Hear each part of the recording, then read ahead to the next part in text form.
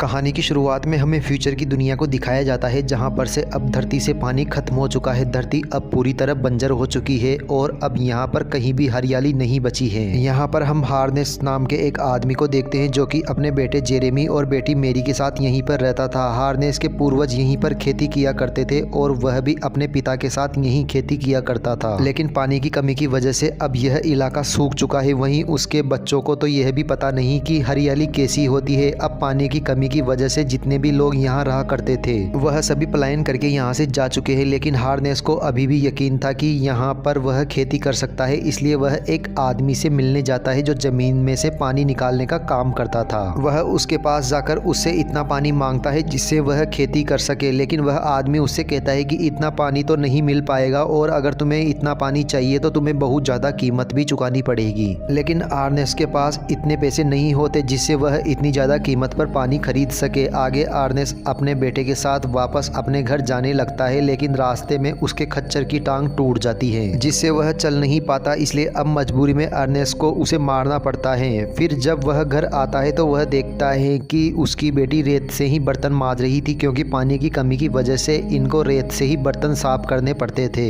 अब क्योंकि हार्नेस का खच्चर मर चुका था इसलिए उसे एक नए खच्चर की जरूरत थी। इसलिए वह अगले दिन अपने बेटे के साथ एक ऐसी जगह पर जाता है जहां पर रोबोटिक खच्चर मिलते थे। वहां पर एक रोबोटिक खच्चर की बोली लग रही थी जिसको हार्नेस किसी भी कीमत पर खरीदना चाहता था, क्योंकि इस रोबोट खच्चर को खाने पिलाने की चिंता नहीं थी। इसलिए वह इससे ज्यादा बोली लगाकर खरीद लेता है। पर वहीं फ्लेम नाम के एक आदमी को इस बात से बहुत गुस्सा आता है, क्योंकि वह भी इस रोबोटिक खच्चर को खरीदना चाहता था। आगे हार्नेस अपने बेटे और उस रोबोट को लेकर एक हॉस्पिटल पहुंचता है, जहां पर हम हार्नेस की वाइफ को देखते हैं जो किसी फ्रेम से जुड़ी हुई थी। दरअसल कुछ साल पहले हार्नेस की वाइफ का एक्सीडेंट हो गया था, जिसके बाद उसे इस रोबोटिक फ्रेम से जोड़ दिया गया ताकि वह इसके सहारे चल फिर सके। लेकिन हार्नेस के पास इतने पैसे नहीं थे कि वह इस फ्रेम को खरीदकर अपनी पत्नी को घर ले जा सके, इसलिए उसने अपनी पत्नी को इस हॉस्पिटल में ही रखा हुआ है। फिर पत्नी से मिलने के बाद जब वह घर जा रहा था तभी रास्ते में उसे रोबी नाम का एक लड़का मिलता है जो कि बहुत गरीब था। रोबी के पास एक बच्चा भी था जिसको पालने के लिए उसके पास पैसे नहीं होते, इसलिए वह हार्नेस को उसका बच्चा खरीदने के लिए कहता है। लेकिन हार्नेस उसे समझाने लगता है कि तुम्हें हार नहीं माननी चाहिए, लेकिन अगर फिर भी तुम्हें किसी तरह की मदद की ज़रूरत होगी तो मैं तुम्हारी मदद ज़रूर करूँगा। पर तभी वह लड़का हार्नेस को बताता है कि तुम्हारी बेटी का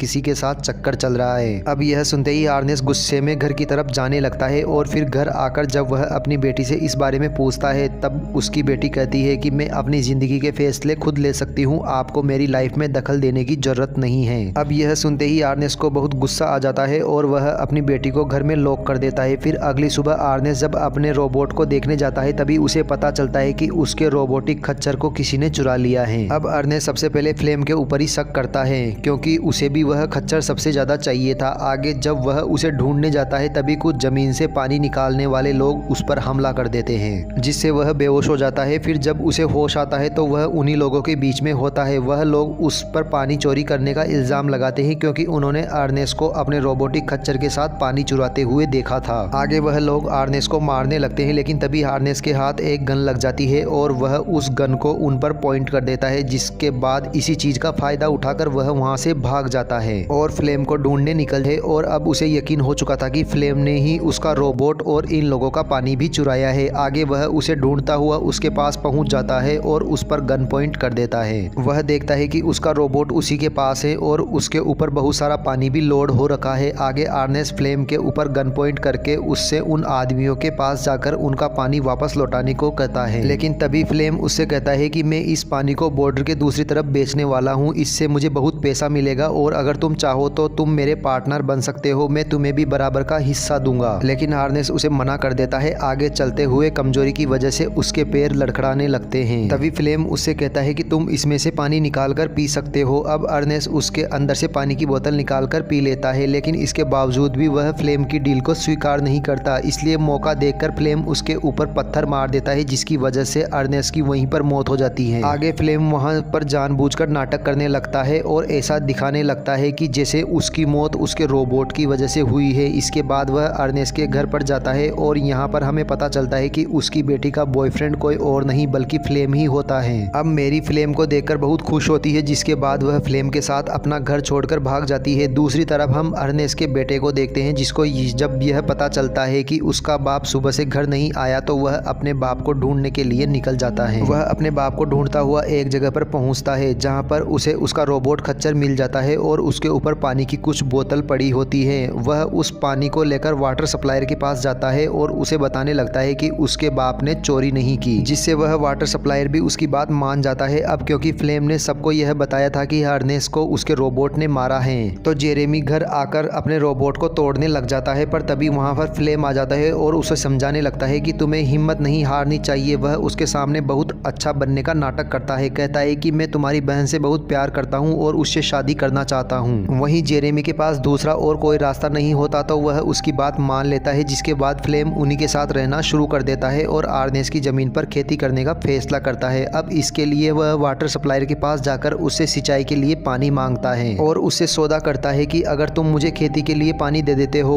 तो उसके बदले में तुम्हें बहुत सारा पैसा दूंगा, जिस पर वह सप्लायर भी मान जाता है। आगे फ्लेम को पानी भी मिल जाता है, जिससे वह अर्नेस्ट की जमीन पर खेती करना शुरू कर देता है और कुछ ही महीनों बाद उस जमीन पर काफी अच्छी फसल उग जाती है। अब यह देखकर जेरेमी को बहुत अच्छा लगता है, इसलिए वह फ्लेम को मेरी से शादी करने की परमिशन दे देता है। आगे फ्लेम और मेरी की शादी हो जाती है और यह तीनों साथ में खुश रहने लगते हैं। लेकिन फिर एक दिन उसके पास बैंक के कुछ कर्मचारी आते हैं जो फ्लेम को बताते हैं कि अर्नेस्ट ने अपनी जमीन के ऊपर उनके बैंक से बहुत सारा लोन ले रखा है और अगर इस लोन को टाइम पर नहीं चुकाया गया तो बैंक उसकी जमीन पर कब्जा कर लेगी। अब यह सुनकर फ्लेम को बहुत दुख होता है, क्योंकि उसने इस फसल को उगाने में बहुत मेहनत की थी, इसलिए अब उसे कैसे भी करके बैंक को उसके पैसे चुकाने ही थे। इसके लिए फ्लेम सबसे पहले उस लड़के के पास जाता है जो कि अर्नेस्ट को उसका बच्चा बेच रहा था। वह उसके पास उसके बच्चे को खरीदने के लिए कस्टमर लेकर जाता है। वहीं वह लड़का भी उसके बच्चे को उस कस्टमर को दे देता है। अब बच्चा बेचकर जो पैसे उस लड़के को मिले थे फ्लेम उससे वह छीन लेता है, जिसके बाद वह उस लड़के को गोली मार देता है। इसी दौरान एक गोली उस रोबोटिक खच्चर को लग जाती है, जिससे उसके सॉफ्टवेयर में कुछ खराबी आ जाती है, जिसके बाद फ्लेम उन पैसों को लेकर वहां से भाग जाता है। आगे फ्लेम उन पैसों से बैंक का सारा लोन चुका देता है, जिसके बाद उसकी जिंदगी पहले की तरह नॉर्मल हो जाती है। लेकिन वहीं जेरेमी को शक हो रहा था कि फ्लेम ने लोन चुकाने के लिए उनके रोबोट को बेच दिया है, इसलिए जब वह उससे अपने रोबोट के बारे में पूछता है तभी फ्लेम उस पर गुस्सा करने लगता है और कहता है कि मुझे इस बारे में कुछ नहीं पता। वहीं दूसरी तरफ हम उस रोबोटिक खच्चर को देखते हैं जिसके सॉफ्टवेयर में खराबी आ गई थी, इसलिए वह खुद ही अपने बनाने वाले के पास चला जाता है ताकि वह उसे रिपेयर कर सके। उधर जेरेमी फ्लेम से कहता है कि कल वह अपनी माँ से मिलने हॉस्पिटल जाएगा, लेकिन वह अपनी माँ से मिलने का बहाना लगाकर अपने रोबोट को ढूंढता हुआ उस रोबोटिक कंपनी में पहुंच जाता है, जहां पर कंपनी का मालिक उसे बताता है कि तुम्हारे रोबोट में कुछ खराबी आ गई थी जो हमने अब फिक्स कर दी है, तो अब तुम उसे यहाँ से ले जा सकते हो। लेकिन जाने से पहले वह उसे उसके रोबोट के एक खास फीचर के बारे में बताने लगता है। वह कहता है कि तुम्हारा यह रोबोट कुछ खास फुटेज को कैप्चर करता है। आगे जेरेमी जब रोबोट द्वारा रिकॉर्ड की गई फुटेज देखता है तो उसे पता चलता है कि उसके बाप को इस रोबोट ने नहीं बल्कि फ्लेम ने ही मारा था। साथ ही उसे यह भी पता चलता है कि उसने पैसों के लिए रोबी को भी मार डाला है। अब यह देखकर जेरेमी खूब रोता है और फिर घर आकर वह फ्लेम से अपने बाप की मौत के बारे में पूछने लगता है, लेकिन फ्लेम उसके सामने अनजान बनने का नाटक करता है और उसे कुछ नहीं बताता। लेकिन जब जेरेमी उसे कहता है कि तुम्हें रोबी याद कर रहा था तो यह सुनकर वह काफी हैरान हो जाता है, क्योंकि उसे यकीन नहीं हो रहा था कि रोबी जिंदा कैसे है, क्योंकि रोबी को तो उसने अपने हाथों से मारा था। अगले दिन फ्लेम के पास रोबी का एक लेटर आता है जिसमें लिखा था कि वह बहुत परेशान है और उसे फ्लेम की मदद की जरूरत है। अब रोबी ने मिलने के लिए उसे जिस जगह पर बुलाया था फ्लेम उस जगह पर पहुंच जाता है, लेकिन वह जगह इतनी सुनसान थी कि वहां पर फ्लेम का पैर एक पत्थर से टकरा जाता है और वह सीधा जाकर खाई में गिरता है। तभी वहाँ जेरेमी आता है, जिसे देखकर फ्लेम समझ जाता है कि वह लेटर रोबी ने नहीं बल्कि जेरेमी ने ही लिखा था और उसकी आंखों में देखने के बाद उसे यह भी पता चल जाता है कि इसे अपने बाप की मौत की सच्चाई का पता चल चुका है। अब फ्लेम उसे समझाने की बहुत कोशिश करता है, मगर जेरेमी उसे उसी तरह मार देता है जिस तरह उसने उसके बाप को मारा था, जिसके बाद वह अपने रोबोट के साथ वापस घर आ जाता है। लेकिन घर पर वह अपनी बहन को इस बारे में कुछ नहीं बताता, क्योंकि वह प्रेग्नेंट थी। आगे काफ़ी दिन गुजर जाते हैं और जब फ्लेम घर वापस नहीं आता तो मेरी भी समझ जाती है कि फ्लेम इसे छोड़कर जा चुका है और इसी के साथ यह मूवी यहीं खत्म हो जाती है। दोस्तों, यह मूवी आपको कैसी लगी? अगर वीडियो पसंद आई हो तो चैनल को सब्सक्राइब कर दीजिए और वीडियो को लाइक कर दीजिए।